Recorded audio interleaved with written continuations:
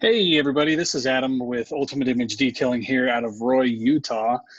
With me today, I've got a special guest, Justin Wise, with Wise Guys Detailing down in Memphis, Tennessee. Is that right? Yep, that's right. Nice. So, as part of being a rag company grand ambassador in this first quarter of 2020, one of my thoughts was to get with the other grand ambassadors and get their stories. So, me and Justin will be chatting here tonight, trying to understand, how we all got into this and really get Justin's side of the story. So, Justin, if you want, go ahead and do a brief introduction of yourself. Yeah, absolutely. So my name's Justin Wise, and I own Wise Guys Detailing in Memphis, Tennessee. I'm actually like right outside of Memphis in Bartlett. So yeah, this is going into my third year full time doing detailing. We have a shop that we work out of and run some mobile around the area too. So kind of have our foot in both doors. So we deal with both sides of the detail industry as far as that goes. Nice. So give us an introduction of your family too. Looks like I was checking out your Facebook profile before we hopped on, just to Yeah, get yeah. some context. So I'm married to my wife, Rachel. We've been together, man, 13 years now. We started dating back in 2006. We were actually both homeschooled and met in a homeschool choir, and started dating when we were 16. And we dated for 6.5 years and have been married for almost 7 years now. So it's been awesome. We have our one child, our daughter, Tennessee Wise, and she's 2.5. So just the two of us right now in our house. So Nice. my wife, she's a massage therapist. She's been doing that for man since not long after we started dating. So she owns her own business as well. So that's kind of helped me a lot with building my own business because we had kind of gone through some of the growing pains already. So when I started mine, even though it's a totally different industry, kind of had a lot of the things you get caught up with like just taxes. We already kind of Yeah, had an idea how to do that when it comes to self-employment. So that's helped a lot. that is really cool. So I'm going to ask you a couple questions about that here in a little bit. But Tennessee, that's a cute name for your daughter. Yeah, That's fun. is pretty cool because we already liked the name and we kind of picked it out, and then we found out that it was actually a family name on both sides. So Oh, both really? both of our great grandparents, grandmothers were both named Tennessee, and so that just made it kind of like extra cool. So Oh, apparently, it was kind of a somewhat of a popular name, 60, 70, 80 years ago, and then, kind of wasn't. Uh, I don't even know how we came up with it. We are just like, man, I really like this name. We live in Tennessee. That's perfect. And then found out it was a family name. Like, that's even better. that's really cool. So did both your families grow up in Tennessee area then? So actually, both of our families were the side where the grandmother was. Yes, they were from Tennessee, and but Rachel's family was all from Mississippi. Oh, okay. Still the Southern blood. That's really cool. Yeah, yeah, absolutely. That was really cool. So you say this is your third year into detailing full time. Hmm. What did you do before that? So I spent 10 years working as a service tech for General Motors. I right out of working on cars and being around cars has just kind of been in my blood. It's been what my family's always done, and so I knew coming out of high school, it's like I wanted to do something with cars. I wanted to work on cars. Growing up, we always had race cars and classic cars. We were always building and restoring. So I got into the service side of it. Went through a GM school here in Memphis and graduated and got into a dealership and stayed there about 10 years. And so, yeah, I worked on cars for 10 years before I decided that's not what I wanted to do for the rest of my life. And actually had an uncle that had a small detailing business. And I was working with him back when I was younger before I ever had my first job. And so I had grown this passion for detailing. But I never really thought it was something I could do as a career. So that's why I went into the automotive service side of it. And as time went on and I realized the automotive service side really wasn't where I wanted to be, I started detailing on the side because I just loved it that much. And it just kind of steadily progressed until about 3 years ago, I had the opportunity to leave my job and start detailing full time. And that's when I started Wise Guys Detailing and took that opportunity and never looked back. That is really cool. So I guess in that transition period between working for GM and doing your detailing, were you doing it part-time, or did you just go all in at right as soon as you realized you could do it as a career? How did that work out? Yeah, so I did it. I was doing it part-time. I would say part-time. I was doing it just on the weekend. So I was a shop foreman at the dealership I was at, over the maintenance shop. And I was working there, Monday through Friday from 7 to 5. And then if I had some time after work, I'd go detail a car, or it was like a 1999 GMC van that I threw a 150-gallon water tank in. And I'd go out on Saturday and start some detailing. And I didn't really know a whole lot about it, especially when it came to like proper methods and stuff. I knew what I knew off YouTube. So I started going out there and just kind of making some side money that way. And, realized how much I was enjoying it and I wanted to keep learning. So I started learning, the proper methods of doing stuff, and started kind of growing that business, but I was still only doing it on the weekends. And I deal a lot with a Shine Supply, and there's a thing right outside Birmingham, Alabama, Insane Paint Auto Detailing, and they do this big car show and detail event every year. So I was like, man, I really want to go to this. I think this would be really good for me. It'll help, build me some confidence and everything, because I just really lost my confidence in the job I had. And drove to Birmingham. I guess it was about a 4-hour drive, and went to that. And when I came back, basically where I was, they weren't happy that I was kind of looking at a different job. And they said, hey, we kind of want you to go back onto a commission-based job. And that's not what I wanted to do by any means. And they said, and I said, well, I guess, this isn't what I want to do. And I said, I guess this would be my 2 weeks notice. At that point I'd gone home and talked to my wife. I said, I think I'm going to step back. I think I want to go into this full time. And they said, well, we're not going to give you 2 weeks. You can have your toolbox picked up tomorrow. I said, okay. So that was on a Friday.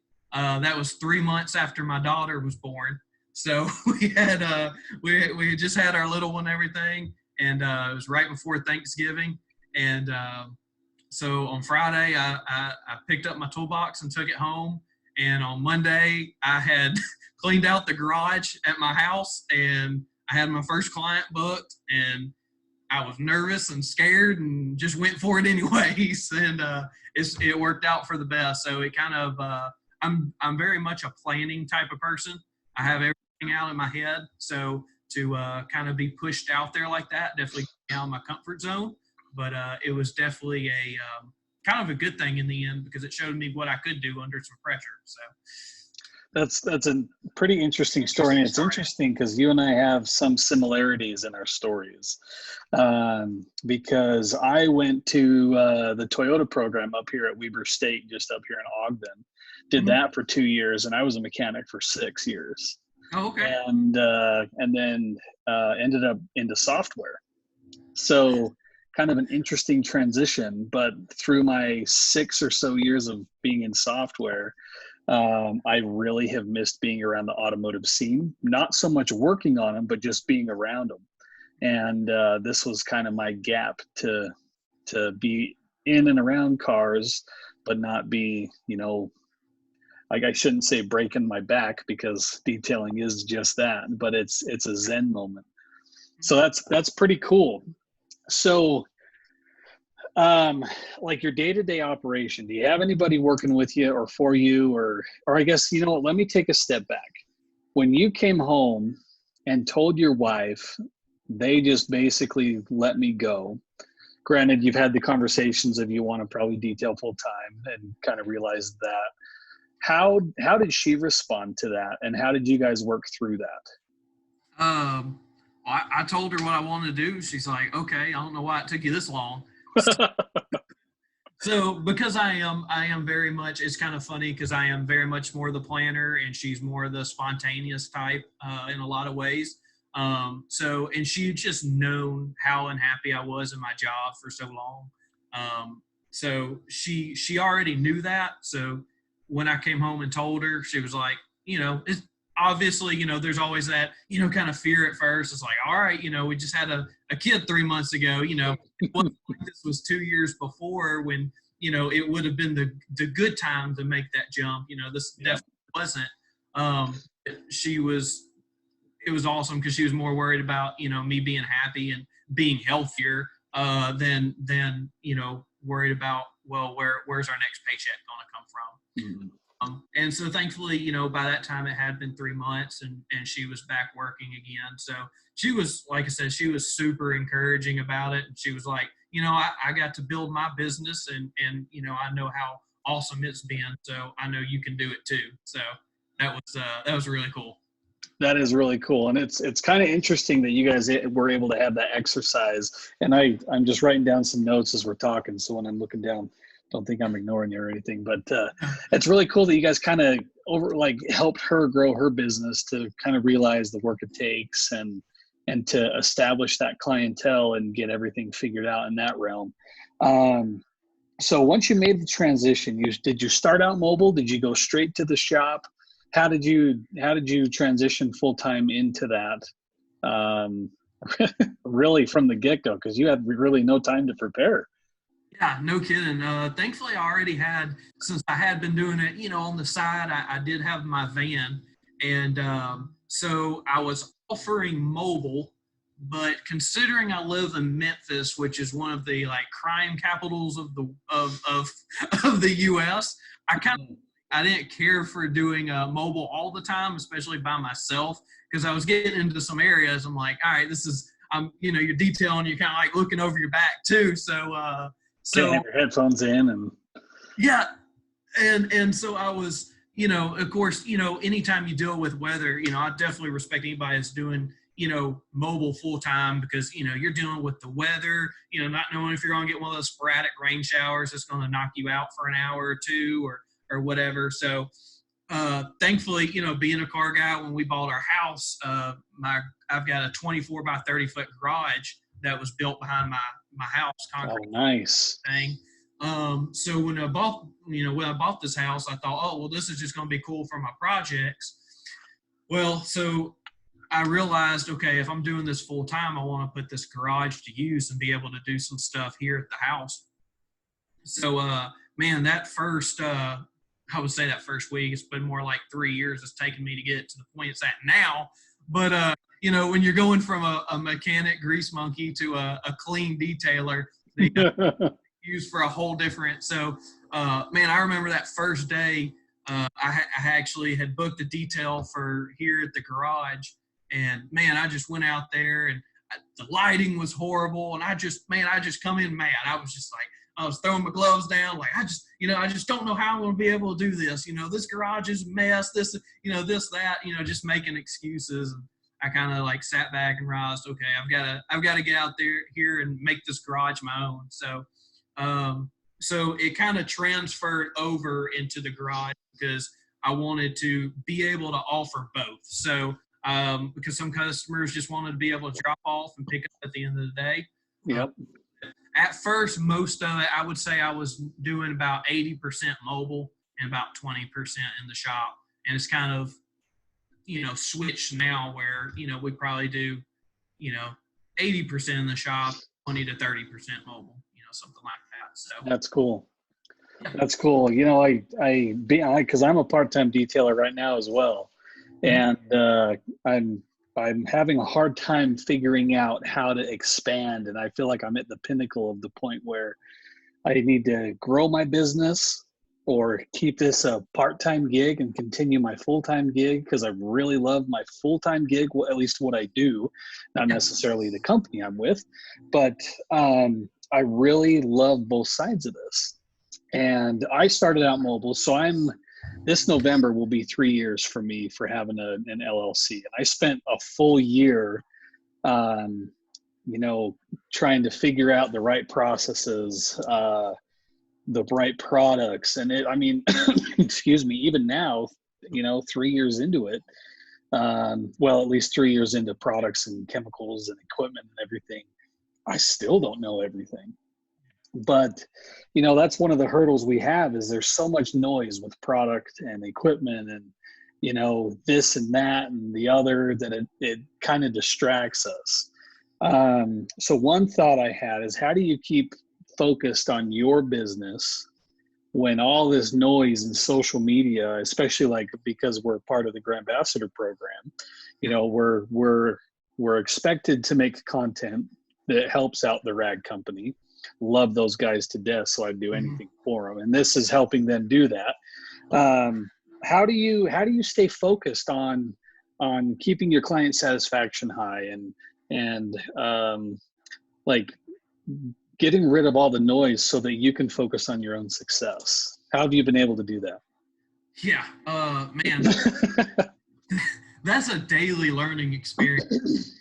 It's kind of funny how it works out because, at the beginning, it's kind of like this weird transition phase because at the beginning, nobody really knows where you're coming from. So everybody's kind of like, oh yeah, great job. Everybody's like real encouraging at first and everything. And then it's like, as time goes on, you start seeing the change of your business as you grow and people are starting to take you more seriously. And you start hearing, either somebody's, maybe said something bad about you or this and that. And I've been really blessed with the fact that I haven't had any, as they would say, haters come up or, anybody that's really down me. There's a lot of people that, were friends that kind of have, fallen off along the way. But as far as, too much, I guess you say being discouraged by stuff. I've had it really lucky that I haven't had to block much out. But when it comes to, one of the biggest things was, Facebook, Instagram, when you get on there, especially as a new detailer, you're going to see, this is the right way and this is the wrong way to do stuff. If you're not very black and white. Absolutely. If you're not doing 5 paint corrections and ceramic coatings a day, are you really a detailer? If you're not doing this and that, what are you doing? And, you get to this point where I know what I saw in myself is I was detailing for the detailers and not my customers. I was doing, okay, what's going to look good on Instagram and Facebook? I'm so worried about impressing Joe Schmo over here. And I'm not worried about what my customer needed. So that was a big learning curve for me, a big turning point, I should say. Just how I ran my Facebook, ran my Instagram. When it comes down to it, the other detailers on Instagram, they're not the ones that's going to be paying your bills. Your customers are. So when you start realizing that, you start realizing what's important. Your customers, Absolutely. You figure out the right ways to do stuff and you do what it takes to take care of that customer. Had a friend of mine that it was the same thing, the way he was taking certain pictures. Somebody asked him, well, why don't you have the sunlight in every one of your pictures? And why don't you have this and that? And he says, we got to talking back and forth about that. And it's like, those sun shots are great. Like, I think they're awesome. They're going to find their ways to that certain type of client. But one of my favorite type of clients that I have is the mother of 3 with the minivan, that she's the one that drops off and she may pay the $250 for her detail, $150, who knows. And when she comes back, man, she's just absolutely ecstatic. Ecstatic, yeah. I mean, she's just happy as can be. And I've had, the same thing where where it's the exact opposite, where I had a correction and coding job and they come in and go, well, that looks good. They pay you, your money 5 times what the other lady paid and drive off and you never hear from them again, And so you start realizing, where your customer base lies and where you are in the nation is going to change that. I'm in Memphis. Memphis is a lower income city. I mean, I believe it was like the living wage to live in Memphis was like 30 to 40,000 you can live on. That's unheard of if you're especially in somewhere like California or something. That's totally so what you have to do to make it here and run your business in Memphis is going to be totally different. So that was another way of, kind of blocking out the noise, is realizing that the way you do stuff in your area is going to be totally different than the way somebody else does it. They could come into your area and absolutely tank because they've done stuff so differently, and vice versa. You could have things great in your area and, move 2 or 3 states over and have a lot of more growing pains there. Yeah. That is really cool. So one thing I want to talk about that you hit on was, you get these soccer moms with a few kids that their van just gets trashed. Well, I guess 2 pieces come out of this. I'll talk about the first one. My mind is just racing with questions and scenarios. But and then you get this guy with a nice Mercedes SL or something like that comes in and does a ceramic coating or paint correction and ceramic coating, and you never see the guy again. So 2 parts to this. First part, a lot of the industry, a lot of the detailers in the industry seem to limit themselves on the work that they do. I've seen a lot of guys or gals, this is definitely a gender mixed industry now, especially as of late. I've seen people I only do exterior paint corrections, coatings, kind of if you will, the higher level detailing services due to the dollar amount tied to them. Now, granted, a few of them are really successful. We see some popular folks out on the East Coast that's really all they do. Maybe the occasional interior. There's a guy out in Illinois. I don't know if you've heard of Mark Barger. He does a lot of exterior paint corrections and the occasional interior when he can sell a package. And all of these guys, they have their niche market. But how have you been able to kind of balance yourself with the amount of work of interiors, exteriors? Which part do you like more? Let's kind of get into that a little bit with you and your business. Yeah. So, to me, it all comes down to, I've got an hourly rate I want to make. When it comes, and what is that? What is your hourly rate you want to make? So my hourly rate is, I try to base it on $50 an hour. That's a good wage. That's my goal, because you have to overset yourself, because if you want to make $50 an hour, you're probably going to pull 25. It's just have to overdo it, because you're going to have more in chemicals than you planned. You're going to have that pad that, flies apart the day before you were supposed to use it. And now you're buying, 2 or 3 extra pads, and everything like that. So my biggest thing is I have my hourly goal that I want to make, and that's $50 an hour. So when I base what I'm doing, it doesn't matter whether I'm doing an interior or a paint correction. I want to make that $50 an hour. That is my goal, and that's how I build my business around that. So if you're going for that, sure, I think there's goods and bads on both sides, because it is nice when, I have a classic come in and it's going to be a coating and correction, and I'm going to have it for, say 3 days. And just to know that I'm going to get to spend the time on that. I've only got 1 customer to deal with. They drop off on Monday. They're coming back Wednesday. That's less, that's less, though it's more liability on the car. It's less liability of having more customers that you could mess up with or something. There's the good parts of that. But there's also the other half of it where it's nice having the cars that you don't have to stress about.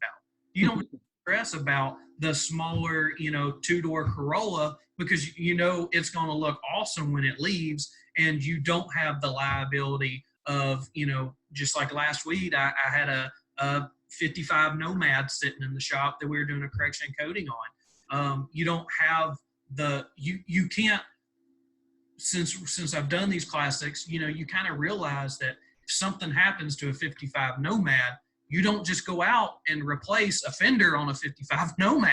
Right. And even if you do, with some of these people, there's certain amounts of meaningfulness of this car that means something to them. If you have a two-door Corolla, it's not as big of a liability there. You can replace it. You can fix that for the customer a whole lot easier.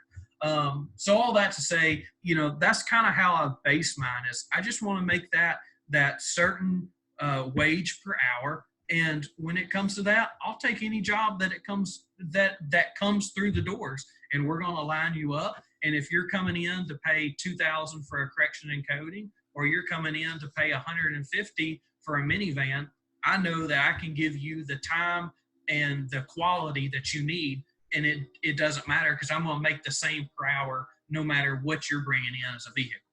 That's awesome. So one thing that I underlined 3 times as we were talking about this was focus. Like going back to our previous topic of all the noise around us. We in the industry have a hard time focusing on our work, we sell to other detailers a lot of time. And I've heard a lot of these influencers that are trying to steer this industry in the right direction talk about focusing. Rennie Doyle talks about it. Levi Gates, he's mentioned it a lot, especially on some podcasts that they've done with other folks. So focusing on that hourly wage to understand what you and your family needs is huge. Now, obviously, I'm sure you've had some issues in trying to capture that hourly wage. Give me an example of one learning experience you've had where you've just, I guess, in essence, gone with your own satisfaction versus what the customer is paying for. I'm sure you've had experiences like that. Let's talk about that for a sec. Give me an example of that and what you learned from that experience. You mean like going farther than I should have on a car? Yeah. Whether it be interior paint correction, where essentially you lost money and kicked yourself in the butt because of it. Like, give me an example of that. But man, I bet I do that every day. And that's one of the learning curves of doing something as a passion compared to just as a business. I think when you do something as a business, it's easy to say, hey, I've given you what you paid for. It's time for me to move on. Whereas when you're doing something like this as a passion, it's hard to ever get to a point where it's ever good enough. That's been a huge learning curve for me. I definitely go over and beyond with every detail I do, typically. And I've gotten to a point I'm okay with it. I just schedule accordingly. If I look at a vehicle and I know that, okay, this is going to take a little bit more, then I just say, okay, I'm going to have to spend a little bit more time on this, and be willing for them to kind of say, hey, you're a little bit higher than I want to pay, and being willing to let that customer, walk away if they feel like that's best. But as far as, I don't know if I can narrow down one certain instance where I've gone over, but I've had so many vehicles that, they come in for a one-step polish, and by the time I'm done, I'm like, why did I just, this should have been a 10-hour job, and this is 15 hours later, and it's 2:00 in the morning, and I should have went in a long time ago. So yeah, that's just going back to finding that balance between doing something that you love, but remembering that you have a business and you have an hourly wage that you need to make, and try to try to keep it in that. Absolutely. You know, an experience of mine that comes up was last October, or let's see, no, October of 2018, I think. I can't remember my timeline. My chronology is awful. But a family member of mine had me come do his 50th anniversary 5.0 Mustang. And I was so excited because I'm such a Mustang guy. I mean, with the exception of like the 70s and early 80s, I love the Mustangs. And when I jumped at the opportunity to take that, and so I went down. You know, this paint is super soft, super soft. I touched my finger on the polish and it scratched the door. That's how soft this was. And I had to call a buddy of mine up that lived about an hour away from me, who was a huge mentor to me starting out. Him and I guess kind of his business partner, they were great mentors to me when I started out. Anyway, I had 40 hours in that car. 40 in a matter of 3 days. And that's what his time counted. I think he spent about 8 hours with me on that car. And I got $600 from that thing. Starting out really early, you know, trying to get my rhythm and trying to understand the paint systems and what they respond to. I mean, I'm still going through that because I haven't done very many paint corrections. But it's hard starting out to find that balance of how long is this going to take me? Well, I guess a few things. How long it's going to take me, realistically what it should take me, and how much I can charge. Yeah. And I'm still fighting that battle. Pricing is one of my biggest battles, but it comes down to that hourly rate, that $50 an hour. And that's what I base mine off of as well. It comes down to experience. I mean, you just learn from experience. That's what I ask so many people when I start out. Well, how should I charge for this? How should I charge for that? And they tell me, and it would just not work out. I'm like, well, how are you doing this in 2 hours? How are you knocking out this interior in an hour? And why is it taking me 3? And with experience, you start learning these. You start learning what you can and what you can't do. You start learning what tools you need, what tools you don't need, and it starts to build up. So experience, there's no clearance for that. Like the experience is what's going to make it easier and easier over time, without a doubt. For sure. Well, and that's how you grow, right? You figure out what works for you, and you roll with it, right? So let's jump back a little bit as we got into the weeds a little bit there.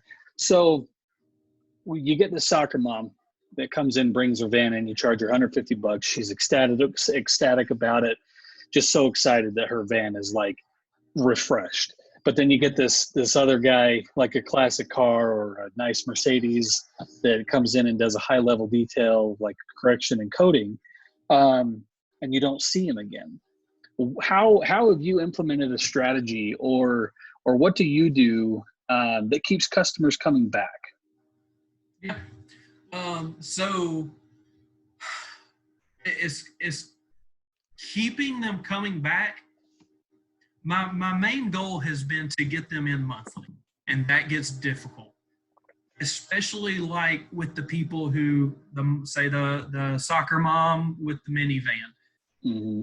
What I found with a lot of them is they come in once a year, and that's kind of like their little designated, their treat yourself month or treat yourself week, where they're kind of doing that one thing that's, that makes them feel good. That's nice. They get to get their vehicle cleaned up, but it's either not in their budget to come back often, or frankly, they just don't have the time to do it.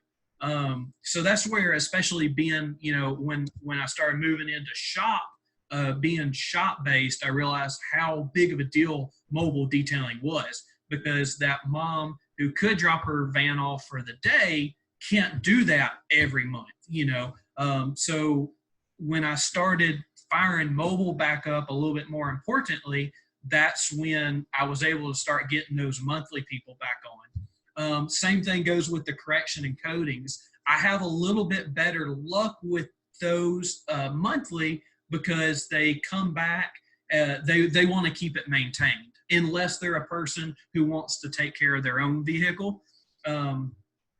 So I've kind of established a few different ways.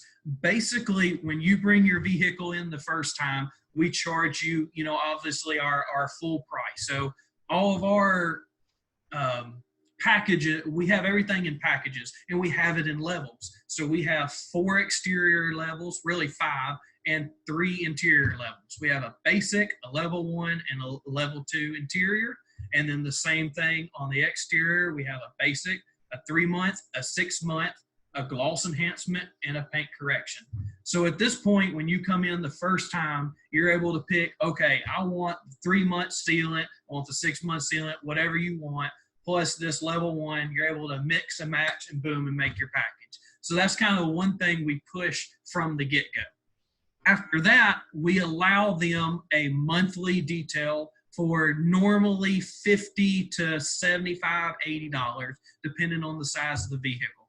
So, we say, okay, now that we have this established, we would like to be able to offer you a monthly detail at a discounted rate. Typically, if you were just coming in and you were just going to get a basic interior and a basic exterior, you're going to be sitting around $110 to $130 somewhere in there. Depending on the size of the vehicle. Mm-hmm. Doing that, we've already cleaned up your vehicle a month ago. Most of those stains are knocked out. So we come in, usually we offer mobile unless the random client wants to drop it off. We say, it's going to be $60 for your pickup truck. And that has dramatically helped how we get people monthly. You are discounting it, but you're doing more volume at that point. So kind of our goal has been to have a mobile Friday, our maintenance Friday, where we go out and take care of those maintenance customers. Now, there's a point there where sometimes you kind of feel like, okay, you could make more money, by charging a little bit more. But what I found is, there's a certain cap, at least here in Memphis, where once you go over that monthly, once that monthly detail starts feeling like a bill to them, you'll start watching those people not come in as much monthly. So kind of my goal there is to build it, and though it is kind of a cheaper price, it keeps that relationship with them, which means number one, what are they doing now? They're telling customers about you. So that word of mouth is keep getting out, boom, boom, boom. Now, even though you're taking care of them for $60, where, maybe if they were coming in a little less often or something, you could make a little bit more. They're also sending their 2 friends, and now you're setting them up on mobile. And my goal with that is building up long-term where I can have guys that come in and I pay them an hourly rate, and they get to go out and take care of those details mobile for me while I'm back working at the shop. So it's kind of the whole way I've looked at with this balance of, well, why do, these cheaper cars for this much when you can do paint correction for this much? Is me and my wife were talking about this the other day, especially as a starting business, when word of mouth is so important when you first start. If super important. 1 to 2 cars a week, and you're doing them for, let's say $800-900 or something, let's say you're making $2,000 a week with 2 cars. That's great. It's nice. It's good on your body in a lot of ways. But when you're making $2,000 a week and you've worked on 10 or 11 cars and maybe you had to hire a partner to work with you, you now have 10 to 11 people telling all their coworkers at work about how great of a job you did on their detail, which brings you in. That means people are out there actively talking about you in the community. They're building your business out there. So to me, there's this point of you may be making slightly less money, but when you're building a detail business, you've got to look at the long term. The short and having those great pay weeks are awesome, but how is your business going to sustain in the end with that? So absolutely. Been our way of keeping people engaged in the business and coming back as often as we can get them. It's interesting because one thing that comes to mind, and I've heard this a lot from Matt Norman with Obsessed Garage, is that he learned, I think, from his business coach, is business is an excuse to be in a relationship with someone. And I love that because I'm a person that wants to be loved by all. And if I do a bad job on something, I want to know about it so I can make it right. And building that clientele and that relationship, I tend to go a little more deeper in the soul of the person rather than just I'm here to, as not even your detailer, but I'm here to collect your money, clean your car, and get out. I really love and I enjoy building relationships, and that's partly why I'm doing this, is to build relationships with folks like you that are in the industry and doing things like this that just help us grow and things of that nature. So Absolutely. one thing you kind of talked about was you're getting the frequency, you're charging a little less to keep that maintained, but that word of mouth is coming 2, 3, 4-fold.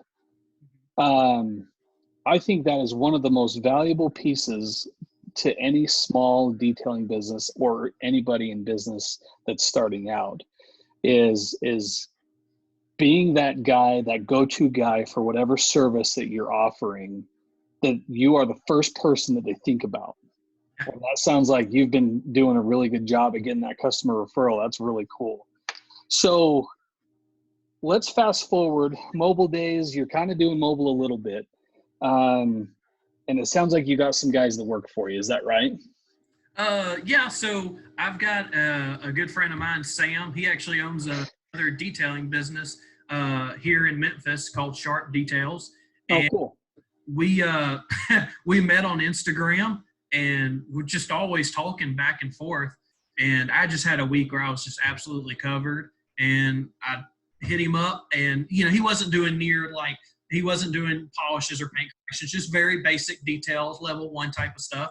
And I messaged him one day. I said, "Hey man, it's like I am just absolutely swamped.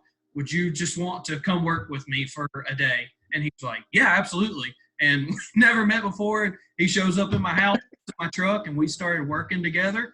And just kind of just like really hit it off.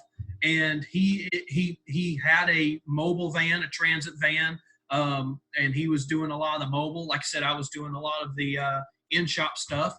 And we kind of saw that need in both of our businesses because he had some customers asking about polishes and different stuff. I had a lot of customers that were just steadily wanting the mobile stuff. And we just, it's like, oh, would you want to work with me this day? Would you want to work with me this day? And just started working back and forth till now we work with each other pretty much daily. Our businesses are still separated. I help him with his customers. He helps me with my customers. Sometimes we go in on jobs together, but we've kept our businesses separate just for the fact of since we're both growing businesses, if there's ever any strife or anything, neither one of our businesses are affected. We're able to kind of walk away from the situation and say, okay, this didn't work out. But I mean, everything's awesome. We know exactly what we expect with quality from each other, and we've got each other's back, and it's been really good. That's really cool. So one thing that I've really, I guess in essence, I'm a control freak. And like I was saying, I'm kind of at the pinnacle where I feel like in order for me to maintain my day-to-day job, my Monday through Friday job or Monday through Thursday job, I need a guy to come in and help me that can really, help me knock out some of these details, come in and help me polish and help apply a coating and things of that nature. And being detail-oriented people, as we are, obviously we're in the detailing business, we look at every speck of dust with anger, right? How, if it was hard for you, how were you able to overcome that? Like, how are you guys able to meet in the middle on, maybe your skill set is better in ways that his isn't, and his is the same, his is better in areas that yours isn't. How are you guys able to kind of mesh that and figure out the balance between the level of quality that you both have a desire to produce, making sure that it's done efficiently, and making sure that you, at the end of the day, you still make that hourly wage. Was that hard for you? Was that like, help me understand your partnership? Well, I guess not partnership, but your friendship with this guy at Sharp Details. Yeah. It's kind of, we both have, he started using my kind of packages list. The way I structured myself, he started structuring himself the same way. So we ended up having, our details are kind of set up the same way. So we both kind of have a certain quality that we expect, and we make sure that we meet that quality on each one of our details, because we expect the same quality, whether it's his business or my business. So sometimes it means that one of us gets lazy and misses something. Other was like, hey, you forgot something, and, we have a good enough relationship that neither one of us gets offended by it. You're like, yeah, okay. And you go back and take care of it. And in a lot of ways, it's helped quality, because for the fact that he did own his own business. So he's got something on the line. I think that's what's kind of helped us from the start, is because it is his business. It is my business. We both have something on the line here. He has his name and reputation on the line. I have my name and reputation on the line, and neither one of us want to lose that. So that's helped us, from the get-go. And then, kind of learning each other's weaknesses and strong suits, and knowing that when we jump out on a car, especially on a mobile detail, when we started working together, I was tired of vacuuming. I was like, I just don't want to vacuum in my life. And it was the exact opposite. He was tired of the trim wipe downs. He was tired of cleaning all the plastics and everything. And so, I was just like, well, listen, you take care of the carpet, I'll take care of the trim and plastics. And so when we jump out on a detail, boom, that's what we go at it. We don't have to question who's going to do what. He knows what his responsibility is. I know what my responsibility is. But as we're going through things, we're still looking at each other and going, okay, make sure you hit this, make sure you hit this. We're yelling out things we see. Just it's the same way with, he's a very go type of person. Sam's probably, 6-7 years younger than I am, and he's a firecracker. He's got all the energy in the world. And man, he hits the ground running, and we're 4 or 5 cars in on mobile detailing that day. And I'm absolutely whooped. He's like, I just got a call. You want to go do one more? I'm like, I want to go home, I want to go home. I want to have dinner. I want to kiss my wife, kiss my daughter. I want to relax, man. Absolutely. So it's kind of been good, because you find that strength and that weakness there. There's things that, he realized that he's not comfortable with, just like polishing. He hadn't done any training or anything. So he has a lot of things like, a customer will ask about, getting stuff polished. And he kind of more puts that on me and says, okay, I'll be happy to take care of you as much as you can, but I'd like for you to call and talk to Justin, because he's going to be able to help you more on that side than I would.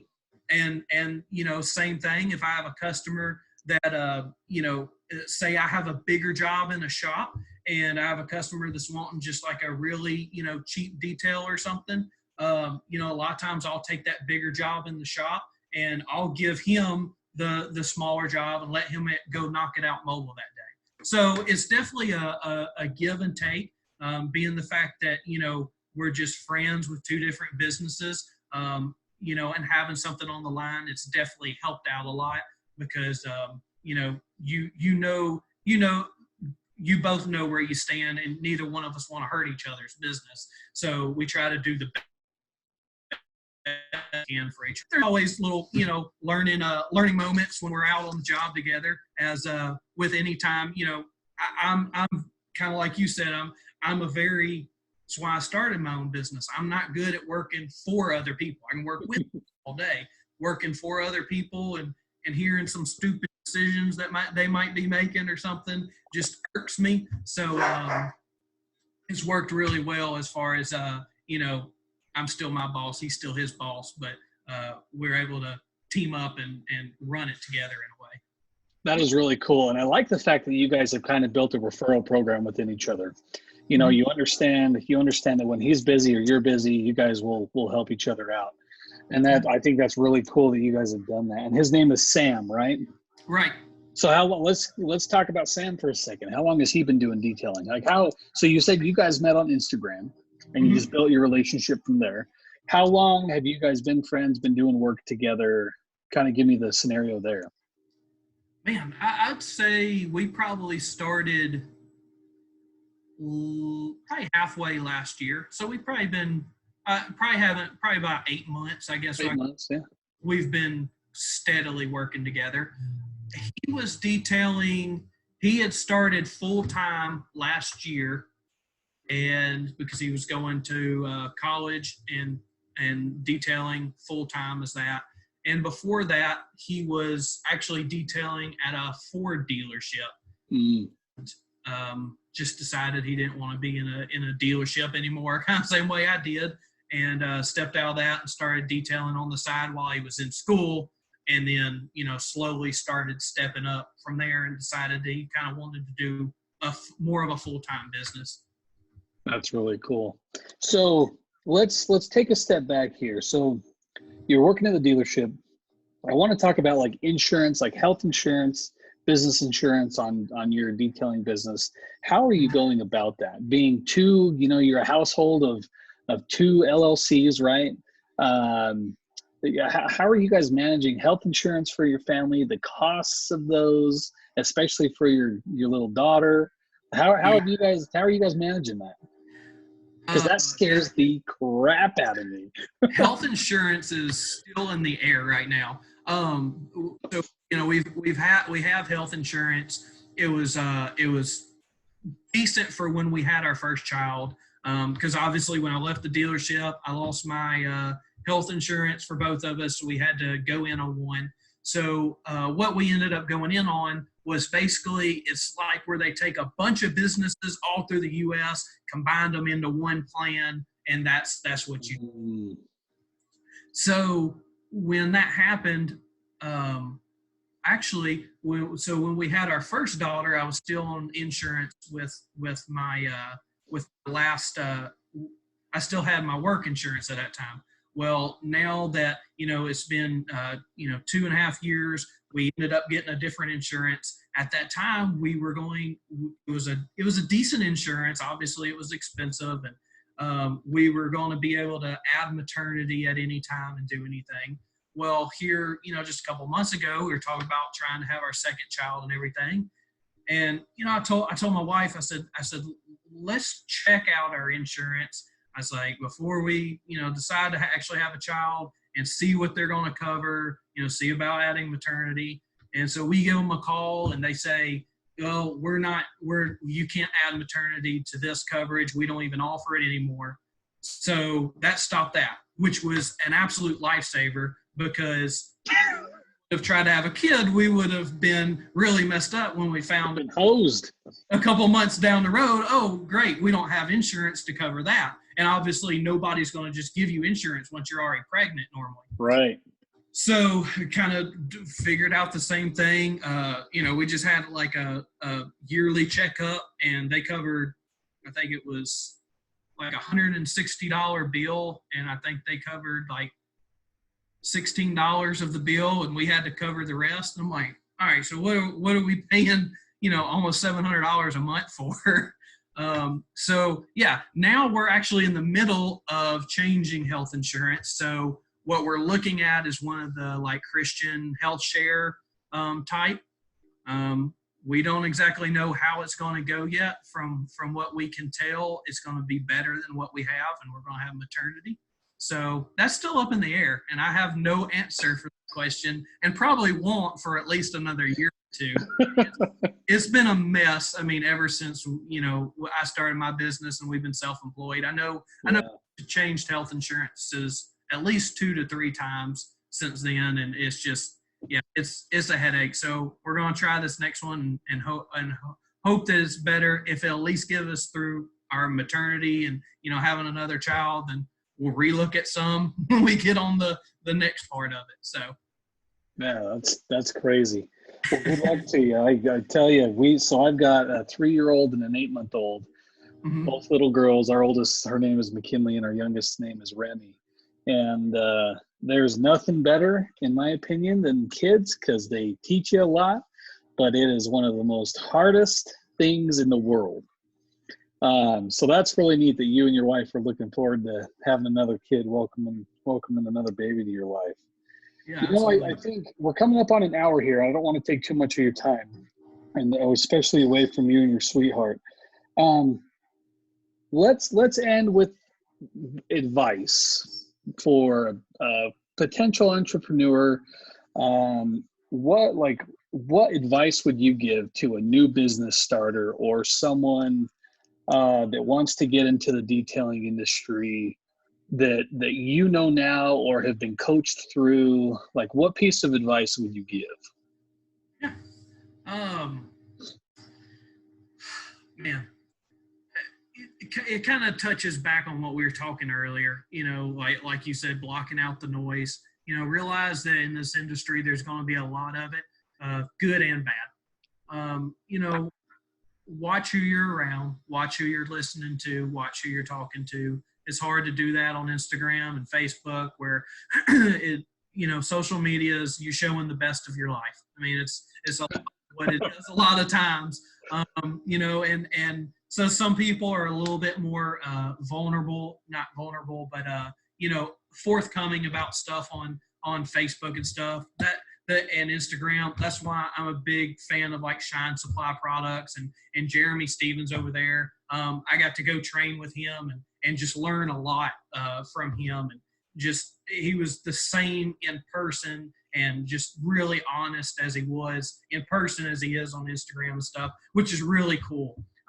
So just when you're on Instagram and Facebook, just making sure that remember anything that you just watch what you're absorbing. Be willing to take stuff with a grain of salt when it comes to a lot of it. Detail for your customers and not for the other detailers. As it's a blast getting to meet other detailers. I love it. Getting to do stuff like this is one of the most fun parts. But just remember that your customers are the ones that at the end of the day are helping build your business in your area. So keeping up with that. Jeremy said when we were down there, if you're scared, do it scared. Don't be afraid to take some risks. There are going to be risks that you're going to have to take in your business, and they're going to scare the living tarnation out of you. It's just part of it. Be willing to take those risks.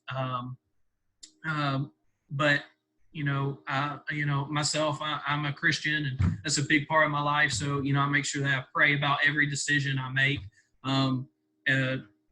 Sometimes I don't have the clearest answer before I do something, but I go into it with the best heart. And I'm just like, hey, we're kind of in the middle of building a retail shop right now, and this last land spot, I said, Lord, if this isn't where you want me to be, just go ahead and shut it down. And the next day I got a call and they said, they don't want your offer. And I said, well, thank you. Okay, that's what I needed to know. Sometimes it's not going to be the answer you want, but it might be the answer you need. I'm sure I've got other advice that I could give. I can't think of it right now, but, the other one would just be when you get discouraged, stop, breathe. Whether you're in the middle of a job or it's just a bad week or whatever, stop, breathe, take it in, work on what you need to do, watch some encouraging videos. And that would be another one. Man, fill your Facebook and Instagram feed with motivation and stuff that keeps you determined and pushing forward. That's one of the best things. If I see anybody getting on Instagram or Facebook and they're getting negative, I just fuck it. I just be willing to unfollow. That person will probably never know, and if they do, it's okay. Just move on. Make sure that the people that are around you are encouraging you and helping you move forward and making yourself better, making yourself have more integrity and more passion in what you do.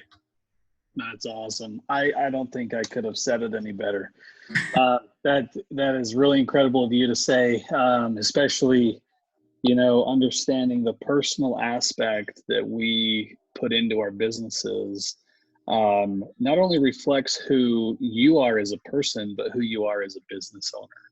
And adding that piece of genuine life is really huge. And what you fill your life with, you're going to put out. So having that positivity and that motivation in your life is crucial. Well, Justin, I just want to thank you for joining me here. Guys, I hope you enjoy this. I hope you learned something from it. I know I did. I've got an envelope full of notes here. And stay tuned, and we'll see you next time.